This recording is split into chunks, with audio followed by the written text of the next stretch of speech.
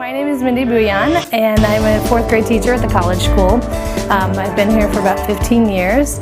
My favorite thing about N-Team games is that, when kids play a game normally, when they're playing, kind of an activity or a sports game or a board game even, they play the game, they have the experience, the game is over, and then they have a result, and then they have some kind of an outcome, and they walk away either feeling good about the outcome or maybe not so good about the outcome.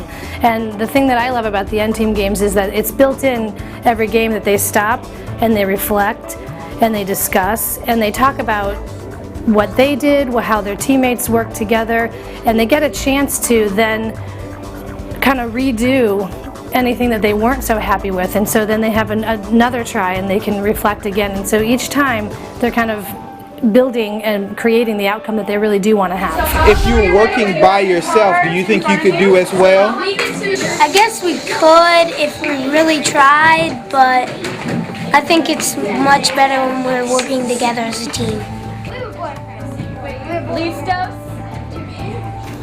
So N-Team thinking tools start with metaphoric games that challenge students to collaborate and to analyze and synthesize and evaluate their work together. So each game is built to sort of serve as a metaphor for something in life. So whether it's setting a goal or studying on an academic test, it's a metaphor that students can then take away. Do we just have 3 on the bottom? This one doesn't want to stay.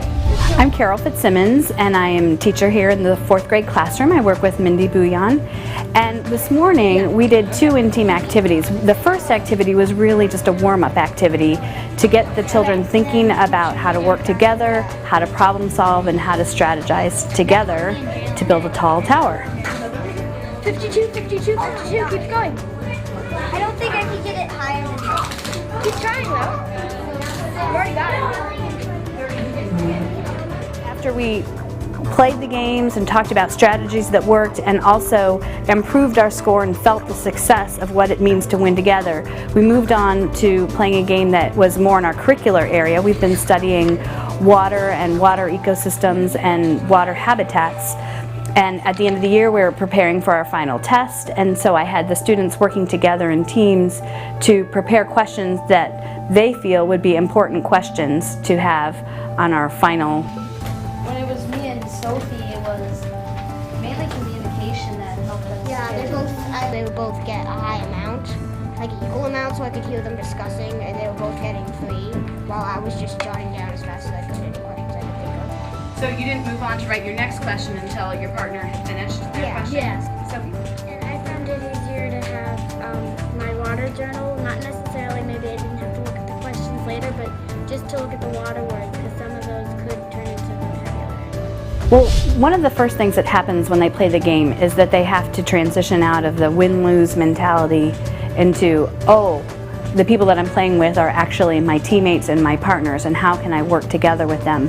And that's why I feel like a warm-up game is such a valuable experience, because by warming up and practicing, those skills are sort of on the forefront of their mind, and they know that, oh, those the ones of communication and respect and talking together and sharing ideas are the actual skills and the skills and ideas that are needed in order to be successful in this particular activity. And so one of the main things that happens is watching the student click from this is a competitive situation to a cooperative one. Just right now we're playing a game where they're building test questions and they're reflecting on the knowledge that they learned about our water theme earlier this year, but they're reflecting on it and doing it in a way that feels like a game. They do learn pretty quickly in the reflection that they work much better when they communicate with each other. A big strategy that they come up with a lot is that they need to be calm and relax. I love using in-team activities in the classroom because I feel like building classroom community is the foundation of any academic work that we could do in our classroom. And so using an in-team activity and then partnering it with content material is a winning combination.